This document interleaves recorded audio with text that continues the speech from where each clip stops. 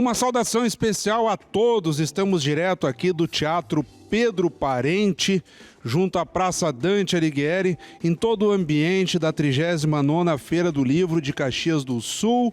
Café com Letras especialíssimo, dando sequência aqui às edições e ao conjunto de entrevistados pela TV Câmara Caxias, canal 16 da Claro Net, e nos brindam aqui com as suas presenças, começando pela minha querida amiga escritora Elô Bassichetti, e também junto conosco o patrono dessa 39ª Feira do Livro, meu querido amigo também, juventudista, doutor Francisco Michelin. Uma honra tê-los conosco aqui. Não, senhora, iniciando com a Elô, imagina, primeiro as damas sempre. Que prazer estar aqui, já antecipando já a alegria, né, de podermos nos encontrar, né, que isso tem muito a ver com o tema, na nossa quase quarentona Feira do Livro, 39ª. Então, é um prazer estar aqui e vamos bater um papo bem interessante. Ele do Juventude, eu do Caxias. Já vou antecipando. E eu colorado aqui, mas eu não vou brigar aqui, senão nós vamos até, sei lá, até dezembro aqui discutindo. Doutor Michelin. Bem, eu, em primeiro lugar, agradeço por esta oportunidade. Repito o que eu tenho dito, que me sinto muito honrado na minha idade por ter sido ungido como patrono, porque eu reparto com a minha geração, a geração que naquela época foi ajudando a construir Caxias. Então eu sempre digo, eu sou um pedaço, sou um fragmento desse pessoal todo. E eu não posso deixar nesse momento de registrar isto. Não é? Eu tenho compartilhado e dividido com todos os meus amigos. E por sinal, né, nós temos a Feira do Livro que nos diz, na leitura nos encontramos, e eu tenho na Feira do Livro me reencontrado, Elô, com muitos antigos amigos que pouco já saem de casa hoje, mas vieram para prestigiar a feira, para me cumprimentar, para me abraçar, e isso é muito gostoso. Claro que eu também vou citar o meu caro amigo Fábio, que está com as meias do Valença, para ver se ele acerta na goleira, né? E depois vai mandar de volta, né? Sem lavar. Bom, pode ser que ele acerte a goleira. E, por último, nesse preâmbulo, eu queria dizer que eu me sinto verdadeiramente, sinceramente, Elô, extremamente honrado também por estar numa companhia tão brilhante de uma guru da arte. Não, tu és, a palavra é usada já e surrada, mas é a palavra que te encaixa. Tu és uma ícone, porque escrever é um ato que nos exige, que nos cobra, mesmo que seja prazeroso, mas escrever para crianças e para adolescentes, olha, tem que ter uma luz, uma inspiração muito grande. Então, antes de seguirmos com o nosso bate-papo, e na volta já a Elô vai começar a tratar de uma coleção enorme. Ela está lançando praticamente uma coleção infanto-juvenil, já não são nem mais livros. Mas de imediato o Iago, nosso repórter, está aí no ambiente de feira conversando com o pessoal. Iago, é contigo. É isso aí, Fábio. Um abraço para ti, um abraço para Elô e para todo mundo que acompanha o programa. Eu tô aqui na Praça Dante, palco principal desse evento que é a Feira do Livro, e como vocês podem ver, tá tudo muito movimentado por aqui. O legal da feira, Fábio, é essa questão da democratização que a gente tem dos livros, tá? Eu tô aqui nessa banca, por exemplo, nós temos livros de R$50, livros de R$30, livros de R$10 e livros de R$1,50. Eu tô aqui com a Beatriz, que trabalha em uma das 18 bancas que estão expondo seus livros aqui para venda, e eu queria ver contigo, Beatriz, a questão da importância da gente trazer livros tão baratos para garantir o acesso. Às vezes crianças mesmo não têm dinheiro, não vêm com dinheiro para cá, né? Mas elas têm a oportunidade, qualquer coisinha que elas tiverem, elas conseguem voltar com uma lembrança para casa. A importância disso. Eu notei que nesses últimos dias de feira tem tido uma importância muito grande, tem sido uma oportunidade tanto para os pais de baixa renda, quanto para as professoras, que às vezes querem dar uma lembrancinha Dia das Crianças, que a criança não vai poder receber uma coisa tão elaborada, tão cara, mas que ainda assim vai ser uma lembrancinha significativa, tanto dos pais, para os filhos, quanto dos professores valores para os alunos. Então tem bastante saída, esses de R$1,50, R$2,50, R$3, que fica na média de valor bom para eles, né? E pelo que eu vi aqui, a banca de vocês ela é voltada mais para um público infantil. O que mais sai aqui? Tem saído bastante os nossos livrinhos interativos, tanto os que vêm com fantoche, os que vêm com dinossauro junto do livrinho para acompanhar, os de alfabetização também que tem saído, então uma coisa que vai divertir a criança e ela vai aprender também, chama bastante a atenção dos pais. E a expectativa de público e de venda para vocês? Nos últimos dias tem sido bem cheio, mesmo com a chuva que às vezes interrompe a nossa programação também, mas mesmo assim a nossa programação do palco chama muita gente, então a contação de histórias, os pais se aproveitam dessa oportunidade para vir comprar os livrinhos nesses últimos dias, agora que está corrido para o dia 12, e está sendo bem bom, a expectativa é só de aumentar. Muito obrigado, Beatriz, boas vendas. É isso então, Fábio, eu vou ficar por aqui dando mais uma volta pela praça, aproveitando a oportunidade que eu tenho de folhear os livros, pegar eles na mão, conversar, aproveitar para ver as atrações que eu tenho aqui e sigo, tá? Qualquer coisa tu me chama.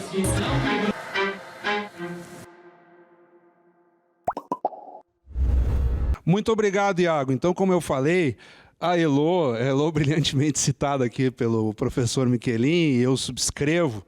E até, Elô, olha aquelas memórias que o Facebook traz há 5 anos, há 8 anos, meados de 2014, 2015, se eu não me engano, nós no palco principal, que era virado para Júlio de Castilhos, gravamos lá edições do Café com Letras. Então faz pelo menos uns 10 anos em que nós nos encontramos aqui, não só na Praça Dante, mas também gravando as edições do Café com Letras. O que tu nos trazes aqui, que é praticamente uma coleção enorme de livros infanto-juvenis, e até aqui nos 4 Amigos e os Terríveis Cães Gigantes, que tu já trouxeste para o Café com Letras, o livro em si, agora ele está na versão já em quadrinhos. Então eu vou pedir que tu comeces a explicar essa coleção toda que tu trazes nessa Feira do Livro. Coisa boa falar de literatura infantil e juvenil, né? E já antecipo que ultimamente tenho falado literatura para as infâncias, porque por muito tempo aquela coisa do infantil, infelizmente, muitas vezes pode parecer uma literatura menor, que na verdade não é esse o caso. É menor só no tamanho das criaturas. Exatamente. Mas é mais importante, é mais gigantesca do que quem escreve para adultos. Porque na verdade o que a gente busca com isso, né? É elevar na categoria de literatura infantil para a infância e para a juventude no seu patamar real, que o que é literatura? Literatura é arte. Se é arte, ela pode ser lida por qualquer público. Então, o que eu trouxe para vocês aqui são os livros zumbidos, que são os animais que zumbem, os pequenos animais que zumbem, com ilustrações da Giovanna Mazzocchi e do Douglas Trancoso. A pobre da Dona Lesma, que tem um tempo diferente dos outros bichinhos e que todo mundo faz... A Dona Lesma, neste caso, é um animal muito peculiar. Estão enganados quem pensa que Dona Lesma não é esperta. Vejam que ela se encontrou com os seus predadores. Qual caminho devo tomar? Pensem numa lesma muito esperta. Até hoje eles estão procurando por ela. E também, claro que não poderia deixar de contemplar o público infanto-juvenil, né, os nossos adolescentes, com uma linguagem de mistério e suspense que é bem ao gosto de quem busca essas aventuras, né? E uma aula no cemitério. Até as unhas aqui, ó. Hoje estão com... Eu fiquei sem ar agora. Então, na sexta-feira 13 é um dia muito peculiar. Assim como também as outras obras que estarão e que estão, né, na nossa querida Feira do Livro. Há muitos, né, muitos livros, muitos gêneros, muitos estilos. Então, espero que vocês cheguem até bem pertinho, né, dessas Elô, essa aula no literaturas? cemitério será de dia ou de noite? Boa pergunta. Não vou dar muito spoiler. Eu gostaria de ter meus 13, 14 anos para ler, mas eu acho que ia me assustar muito. Não, segundo meu pai, nós temos que ter medo dos vivos e não dos mortos. Então, por isso Teu que eu pai me é um arrisquei. sábio. Por isso que eu me arrisquei a escrever. Ô Elô, se fosse ensaiado, não sairia tão bem. Porque aqui nós temos já para onde vai Dona Lesma e por um acaso o Iago, que já entrou aqui, está pronto para conversar com o Hernani Carraro, que é o ilustrador. É contigo aí, Iago, com o Hernani. E aí, Fábio, eu tô sentado aqui no banco da praça para trocar uma ideia com o meu amigo Hernani Carraro. Ele que é ilustrador e está trabalhando com a Elô nesse lançamento dela. Hernani, então, eu queria saber de ti como é essa conversa com a Elô, como é a tua amizade com ela e como é o processo criativo de receber o documento escrito e transformar em arte, em desenho. Oi, Iago, boa tarde, tudo bem? Bom te encontrar. Olha, Iago, eu conheço a Elô há muito tempo, tá? E eu fiz alguns livros infantis, alguns livros ilustrados já. E esse é o primeiro livro que eu faço para a Elô. E eu fiquei muito feliz com o convite dela. E o processo com a Elô é muito legal, ela é muito tranquila. Eu gosto muito do texto dela. E o texto chega e eu converso um pouco com ela e ela me deixa totalmente à vontade. E aí sai o trabalho.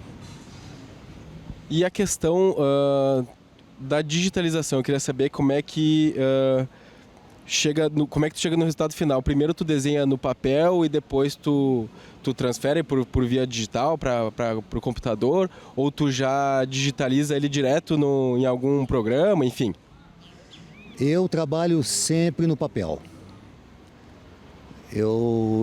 Algumas coisas eu fiz já no computador, mas não na questão literária. Na questão literária eu sempre trabalhei com lápis e borracha.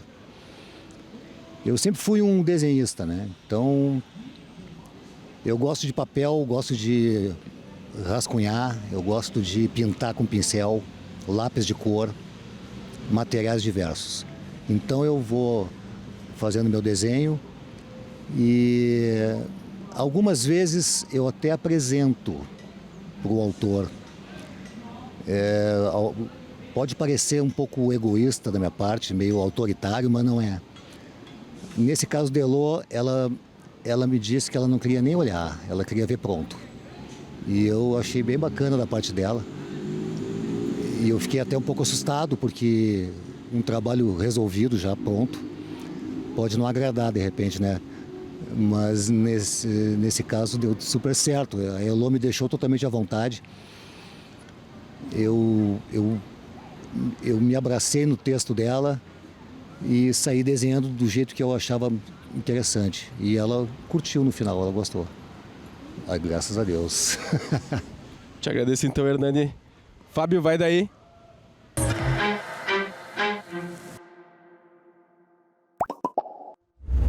Então, depois desse bate-papo aí do Iago com o Hernani Carraro, eu vou pedir que vocês continuem nesse bate-papo. A propósito também, o próprio professor Miquelin, tu, Elô, que retorno vocês têm obtido já nessa sequência de Feira do Livro, até porque são muitos gêneros literários, aqui nós dando evidentemente um enfoque maior à literatura infanto-juvenil, mas as pessoas têm procurado muitos títulos, até influenciadas pelos próprios escritores que vêm para cá palestrarem e participarem de mesas de bate-papos. Eu sei que vocês coordenaram algumas dessas mesas, inclusive, prestigiaram. Como que vocês têm participado dessa feira como um todo? Bom, eu vou falar não exatamente por mim, na minha pessoa, né? No pronome pessoal. Eu vou falar como patrono, como um todo. Então, em primeiro lugar a destacar, tu citasse, Fábio, a vinda de gente de nomeada de fora, escritores que vieram colaborar com a gente e que eu acho sensacional e que precisamos de gente com experiência e vivência em centros maiores. Mas o que nós devemos ressaltar, e não estou jogando confetes, porque nem trouxe confetes para jogar, de novo na Elon, para pegar todos que nos acompanham na escrita aqui em Caxias. E nós estamos crescendo em quantidade e em qualidade, não é? Eu tenho visto vários autores que eu pude visitar, claro que nem todos eu consigo por causa dos horários, etc. Mas eu tenho manuseado já alguns dos livros. Olha, a produção está excelente. Então, falando como patrono, é um dos fatos a ressaltar. O outro fato também importante que deve ser destacado é, sem dúvida nenhuma, a satisfação dos livreiros. Eles bateram recordes. E eu tenho dito, nós não queremos e não estamos aqui para que sejam batidos recordes desta ou daquela. Nós estamos aqui para que o pessoal aprenda a pegar um livro na mão, a sentir o cheirinho, a gostar de ter o livro. Mas, na realidade, os livreiros estão nas suas barracas satisfeitos. Eu passo todos os dias por eles, todos me fazem um sinal positivo. Enfim, é isto que a feira deve se propor. Não neste ano só, no ano que vem vai ser assim, continua, graças a Deus, o espetáculo vai continuar. Elô, pegando esse gancho que o professor Miquelin traz, por exemplo, tu tens a disponibilidade, o interesse de frequentar outros eventos literários. Por exemplo, eu te vejo muitas vezes, por postagens, claro, nas redes sociais, na Feira Literária de Paraty, entre outros eventos. Quando vêm esses escritores para cá, evidentemente que vocês têm uma interlocução dos locais, aqueles nacionais que vêm para cá, e também é uma oportunidade para que os próprios caxienses e moradores da Serra Gaúcha conheçam melhor o trabalho de vocês. Aquela história, daqui a pouco o sujeito lê alguém que não é daqui e não conhece os daqui. Como que tem funcionado esse entrosamento todo? Eu acho que vale lembrar que nós, enquanto eu trabalhava também na Secretaria da Cultura, no Departamento do Livro e da Leitura, sempre tivemos essa preocupação de trazer os de fora, né? Mas nunca esquecer os nossos autores locais, os nossos artistas locais. Por quê? Porque nós temos, por uma questão até geográfica, por uma questão da distribuição dos nossos livros, nós temos mais dificuldades que os grandes centros. Então, é óbvio que a gente tem que buscar um equilíbrio, né, na programação da Feira do Livro, ou dos eventos literários de Caxias, para que não sejam colocados a mais, né, escritores que sejam de fora como os protagonistas, digamos, dos nossos eventos. E eu vejo que a nossa feira ela está muito amadurecida nesse sentido. Nós temos valorizado, e eu percebo isso nas equipes, na valorização, sim, daqueles que têm os seus destaques, né, em nível nacional e até internacional, mas elevando também os nossos autores locais. Essa preocupação eu sinto e agradecemos, né, professor? Sem dúvida, Elô, porque para escrever a gente se expõe, né? Tu sabes disso, qualquer pessoa que escreva uma frase e mande para namorada ou namorado, vice-versa, está se expondo, né? Imagina nós colocarmos em livros e sermos, digamos, julgados, né? E eu me recordo, a primeira vez que eu vi um livro feito por um caxiense, eu estava no meu consultório, eu era um jovem dente de leite, né, no consultório, né, e ele era meu cliente, e eu sabia que ele era um senhor culto, e ele me chegou, não existia a Feira do Livro ainda, então faz mais de 40 anos. Ele chegou no meu consultório e disse: vim lhe trazer um presente. Era um livro. Bom, comprou um livro em algum lugar, é um homem culto. Era ele, o autor, Nilo Fachin. E eu pensei na hora, que peitudo, um cara de Caxias se metendo a escrever livros. Nós não tínhamos produções locais. E ele deu, acho que foi ele que deu o pontapé inicial, porque aí tem que vir a coragem. Né? Tem que ter a coragem de se expor, de escrever, fui bem, fui mal, etc. Eu mesmo gostei, não gostei do que eu escrevi, vai para a gaveta. Mas eu tenho dito aqui para os jovens autores, não parem de escrever. Existe gaveta para se guardar, para se voltar a flertar com a obra ou não gostar, ponha fora. Eu tenho coisas na gaveta que remexo às vezes. E às vezes fico anos lá. Eu digo, o que é que tu está fazendo aí? Tu vai embora. Acabou para ti, terminou. Ou vou tentar te continuar, não é? Então, Elô, eu falo isso desse senhor exatamente por isso. Porque aqueles que iniciaram foram também pioneiros, logicamente, e ajudaram os que sequenciaram depois. A professora Nelly Veronese Márcia, que escrevia poesias, ela também escrevia, ela era uma pessoa muito querida, mãe de 2 queridos amigos meus, o Tonico e o Santiago, e era uma poetisa, né? E ela disse, não, eu vou fazer livros, e fez. E assim viemos até chegar em sumidades, como a Elô, né? Sumidade. Não pode dizer tudo isso, porque de repente as pessoas se decepcionam, né? O bate-papo está muito bom e não vai parar aqui. Nós vamos chamar um breve intervalo. Continue conosco.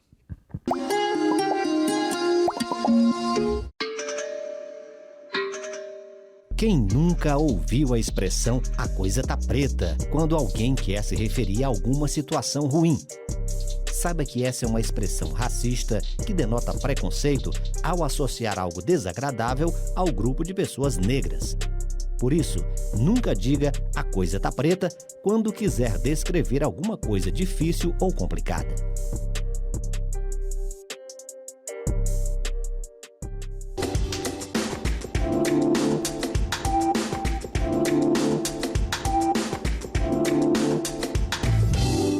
Estamos de volta aqui então no Teatro Pedro Parente, uma das partes da 39ª Feira do Livro de Caxias do Sul, Café com Letras especial, na TV Câmara Caxias, canal 16 da Claronet, e seguindo então com o bate-papo com os nossos convidados, Elô Bassiquete, escritora infanto-juvenil, professor Francisco Miquelin, patrono da nossa 39ª Feira do Livro de Caxias do Sul, e vimos conversando aqui sobre a interlocução entre os autores, digamos assim, externos a Caxias do Sul e aqueles chamados os daqui.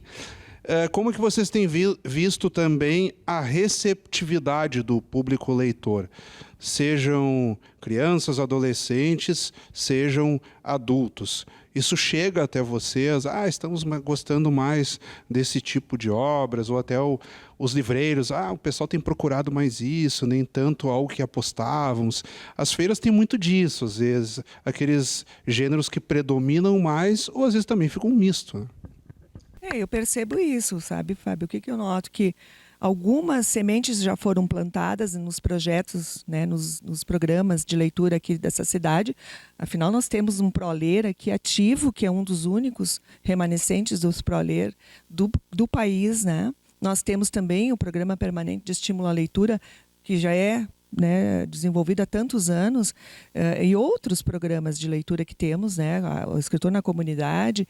Então, as sementes são lançadas nesses programas para que os resultados venham, para que a gente colha esses frutos. E me parece que a gente está colhendo muitos frutos. Eu já encontro pessoas que me perguntam quando é que é a feira.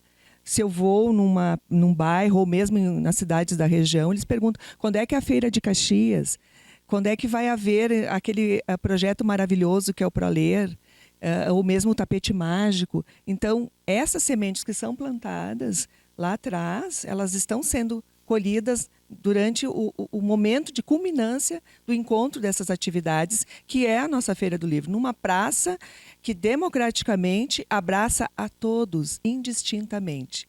Isso que eu acho que é o grande ganho de um evento literário acontecer numa praça pública, que nós estávamos comentando, né?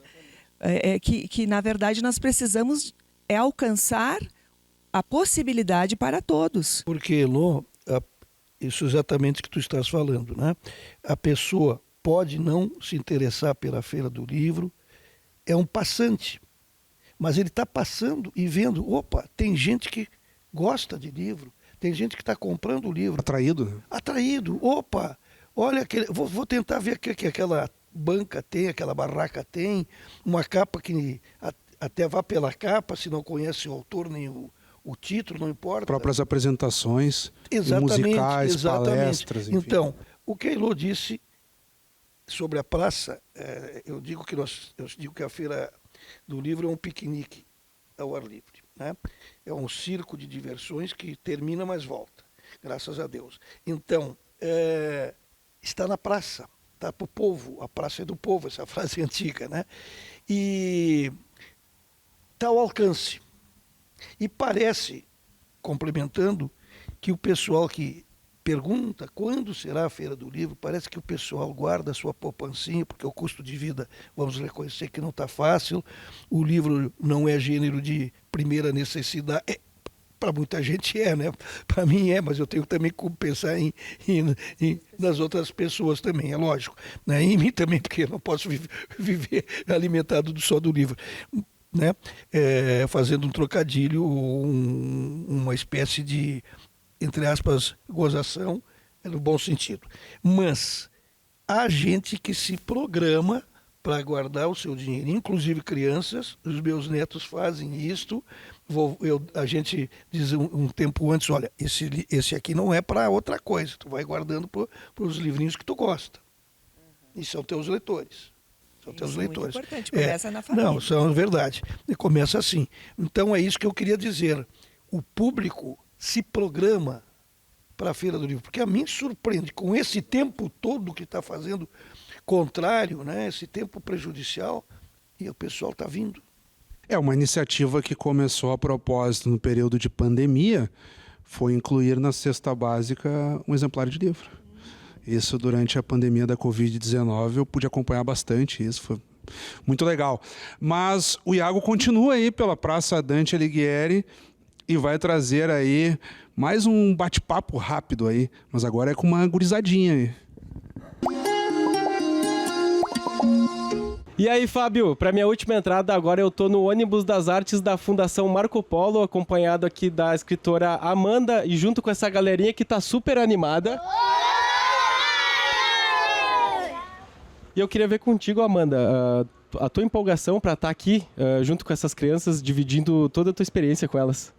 Estou super feliz porque estou visitando a minha terra natal, né? Eu nasci em Caxias e aí meus pais foram para a fronteira e agora eu moro lá em Livramento. Então, esse convite da Fundação Marco Polo, que resolveu distribuir os livros, né, do Duende para a gurizada, e me fizeram esse convite para vir contar a história. Muito me honra, porque eu tive a oportunidade de visitar minha terra natal, os meus familiares, passear pela cidade, sentir os cheiros que eu sentia quando era criança, e acho que isso me faz com que eu me conecte ainda mais com as crianças na hora de poder contar a história. Fala um pouquinho do livro então, Amanda, por favor. Então, o livro, ele é ambientado lá no bioma Pampa, né, na fronteira Brasil-Uruguai, e aí eu gosto de contar para a criançada que a gente mora numa fronteira de paz, que isso é uma honra, né, para todos nós. Conto para eles mais ou menos como é que é a natureza daquele lugar, e aí eu começo a contar a história que, na verdade, é sobre a amizade de um duende, que é um ser mágico da natureza, com uma menina que descobriu esse duende lá no Pampa, lá no campo. Então, não vou contar muito mais do que isso para não estragar o mistério da história, mas a ideia é trazer também elementos da natureza e do meio ambiente para a gurizadinha poder entender também um pouco quais são os animais e plantas que estão por lá, no nosso estado, né? E como é para ti, além de escrever o livro, ter a oportunidade de também contar, ter contato direto com as crianças e contar essa história do teu jeitinho, né? Pois é muito bacana e também muito desafiador, porque é outra linguagem, né? Uma coisa é você escrever, né? Traduzir em palavras quando tu tá pensando ali no computador, escrevendo com calma, né? Imaginando a história. E a outra é tu contar com a oralidade. Então tá sendo um desafio repensar a história a partir da oralidade. Mas muito gratificante, porque está me abrindo outras possibilidades, né? Outras portas para o meu trabalho. É isso então, Fábio. Eu vou ficar por aqui para acompanhar essa história até o final. E um abraço, tá? Até mais.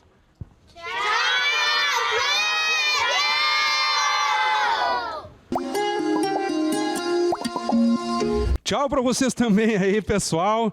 Nesse clima, então, que a gurizada nos traz aí, Elô, de contação de histórias. Tu vinhas falando de várias políticas públicas de estímulo à leitura. Eu não sei se todos sabem, tu foste durante muitos anos servidora pública ligada à cultura. 41 anos. Participaste de muitas das... Começou com 10. Participaste de muitas das idealizações e implantações dessas políticas que se tornaram algo, digamos assim, já da vida pública da cidade. Imagino que nenhum governo, oxalá que isso não aconteça, vai ousar terminar com as políticas de incentivo à leitura. E agora essa gurizada aí, agitada, compartilhando ideias e participando das contações de histórias. Como é que tu enxergas essa realidade e o futuro disso? Olha só, todo mundo conta histórias, todo mundo tem seu jeito de abrir o universo que está dentro do seu peito. Essa canção, agora não musiquei porque eu não vou me arriscar aqui agora, mas na verdade essa é uma canção criada por uma contadora de histórias chamada Gilca. Ela é de Santa Catarina. Essa música mobiliza muito, essas estrofes, mesmo só pronunciadas oralmente, sem a música, ela tem uma musicalidade que já passa, né, pelos ouvidos e chega no coraçãozinho das crianças. Então, antes de contar as histórias, eu costumo cantar com eles, porque o canto une, né? O canto é primordial, né? É dentro da nossa ancestralidade, assim como as histórias ao redor da fogueira. Então, uma boa história bem contada, gente, ela mobiliza as pessoas, ela traz de volta o encontro com o nosso eu criativo. Inclusive os adultos. Exato. E quem de nós, quando crianças, não gostávamos de ouvir nossas avós, nossas mães, nos contando histórias, desde criança. Vai dormir? Não, me conta primeiro uma história. Então é isso. Todos nós temos essa possibilidade desse encontro com a gente mesmo, né, e com o outro através do olhar. E quando nós conseguimos, né, transferir, né, nossas histórias para o papel, nós também provocamos os nossos leitores para esse encontro. Então é o encontro do escritor com o outro através da leitura. Mas as histórias, gente, quando a gente consegue unir, né, nos unirmos com as nossas partes mais, digamos, mais interiores, né, mais profundas, mais humanas, nós conseguimos evoluir. E se a humanidade, né, se todos nós pudéssemos fazer isso, voltarmos mais para isso, para esses encontros, certamente o mundo seria melhor, porque as pessoas seriam melhores. Que lindo isso que tu falas, né? Eu fiquei aqui refletindo também, praticamente uma aula de vida, assim, a partir da literatura. Sem deixar de perdermos o gancho também nas obras do professor Michelin, eu estou aqui com um livro que trata do centenário aqui do Juventude. Eu lembro que o senhor viesse ao Café com Letras em 2016. Eu tô ficando velho aí, porque eu fico falando de programas muito remotos, mas o senhor veio ao programa em 2016 e depois teve um lançamento muito legal lá no Museu do Juventude, com a presença do Flávio Campos, entre outros atletas. E o senhor traz também aqui para a 39ª Feira do Livro uma obra inédita de perfis dos grandes atletas da história do Esporte Clube Juventude, que eu acho muito legal. Eu, como colorado, colecionador de camisas, enfim, acompanho muito, porque a história de um clube amarra de outro. Essa que é a graça, porque depois você vai pesquisar o atleta, ele jogou no Juventude, mas ele passou também pelo time tal, lá ele ganhou não sei o quê, aqui se lesionou, não conseguiu jogar, lá foi artilheiro. Então, o que o senhor traz de diferente aí nesses perfis quase intermináveis dos grandes atletas da história mais do que centenária do Juventude? Bom, eu estou indo para o meu 17º livro, que fecho no Rio de Janeiro, que uma editora me descobriu, não sei como, que se chama Virada de Chave. Já está pronto, acabei de fazer a revisão e deve ser publicado no final do ano. Esse já é dos 100 anos do primeiro século. Eu agora, no final do ano, fui pego de surpresa pelo livreiro, o Guilherme Martinato, do Arco da Velha. Do Arco da Velha. Ali pelo Natal ele me disse: não queres escrever alguma coisa sobre o Juventude que faz 110 anos? Eu disse: é um convite ou é um desafio? E ele disse as duas coisas. Então tá, topo. E fui adiante. E em 3 meses o texto estava feito, porque eu conheço muito da história do Juventude, já tinha muitas coisas guardadas, enfim. E o problema era ter encontrado sobre o que falar, né? Já tinha descrito jogos, já tinha descrito campeonato, já tinha descrito aventuras e desventuras, alegrias e tristezas, mas eu não tinha, a não ser isoladamente, narrado nada sobre os heróis, que são jogadores, que suam a camisa, que sob sol ou chuva, na lama, etc., empregam muito do seu coração e do seu sangue pelos clubes que jogam, né? Pelo manto que veste. Então eu resolvi valorizar, desta vez, o ser humano. Selecionei 195 jogadores, era para ser 110 para fazer, né? Então, tem jogadores desde 1913, e o primeiro, Elô, por incrível que pareça, chama-se, em Caxias do Sul, de 1913, chama-se John Henry Anderson Tibbets. Um inglês em Caxias, podia ser até um título, né, de uma obra. Ele veio com o pai, segundo se soube, que o pai era funcionário da telefonia britânica e das redes ferroviárias. O pai veio como capataz, supervisor, qualquer coisa assim, e designado para o Sul, e vieram parar em Caxias. Ele chegou com uma bola embaixo do braço, os outros rapazes de Caxias, coloninhos, já tinham ouvido falar na tal de futebol, até chutado uma outra bola de meia, talvez, e ele tinha uma bola trazida da Inglaterra.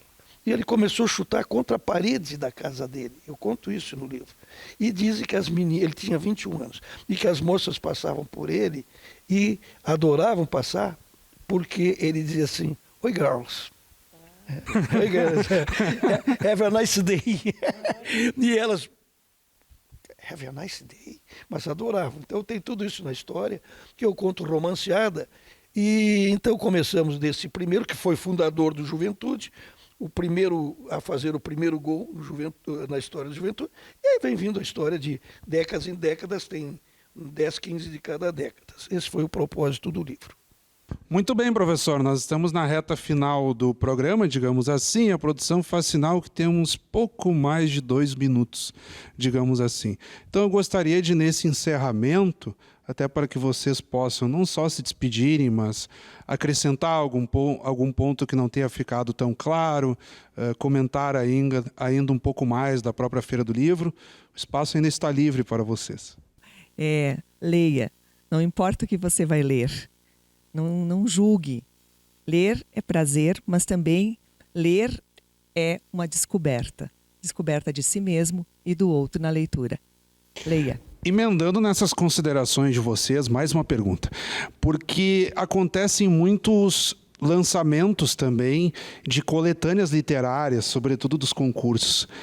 Elô, é por aí também que nós poderemos descobrir novos escritores? Com certeza. Muitas vezes falta espaço, falta oportunidade, como tudo nessa vida. Precisamos do espaço. Caxias tem grandes projetos também para financiamento de obras, e as coletâneas literárias são excelentes, porque a gente promove novos autores e também novas leituras. Teu fechamento, professor? Bom, eu diria o seguinte, que ler é viver. E me remete ao meu primeiro livro de leitura, que chamava, existe ainda, raríssimo, Ruth e Alberto Resolveram Ser Turistas, de Cecília Meirelles. É um livro fantástico que eu li com 5, 6 anos de idade, e quando fui levado pela primeira vez para conhecer o mar. Eu passei mais tempo dentro do hotelzinho que nós estávamos do que na beira-mar lendo e relendo. Ruth e Alberto Resolveram Ser Turistas, Cecília Meirelles. Então isso é um prazer, como a Elô disse, ler é prazer, ler é viver. Eu diria mais, ler para mim é a mesma coisa, voltando também ao tempo da infância para a escritora, vou até dar uma inspiração, é a mesma coisa que nos tempos que minha mamãe me levava o todinho da noite. Eu tenho 4, 5 livros que são meus tods, meus cafés, meus leitinhos da noite. Não durmo sem conseguir abrir os 4. Uma página de um, 4 de outro, mas vocês não me escapam. Então, muitíssimo obrigado pela oportunidade. E um grande abraço à população dessa cidade que nós tanto apreciamos, amamos, porque somos daqui. Isso aí. Um grande abraço a todos e até. A honra foi toda nossa de podermos conversar com vocês. Professor Miquelin, com toda a sua vitalidade, o senhor é um privilégio para nós vermos o senhor bem, escrevendo, atuante. A Elô Bassichetti também dispensa comentários, é um grande talento local, já se projeta como uma escritora nacional. É uma honra também poder conversar contigo. Eu não vou conseguir aqui nominar de novo todos os títulos, mas é praticamente uma coleção infanto-juvenil que a Elô traz para esta edição da Feira do Livro. O professor dando sequência, então, às suas obras voltadas à história do Esporte Clube Juventude. Então foi uma honra mesmo poder conversar com vocês e agradecemos aqui em nome de toda a equipe da TV Câmara. Conversamos, então, com o professor Francisco Miquelin, patrono da 39ª Feira do Livro de Caxias do Sul, a escritora infanto-juvenil Elô Bassichetti. E o nosso agradecimento muito especial é a todos vocês que nos acompanharam neste momento em mais uma edição especial do Café com Letras pela TV Câmara Caxias, canal 16 da Claro Net, na 39ª Feira do Livro de Caxias do Sul. Continuem conosco.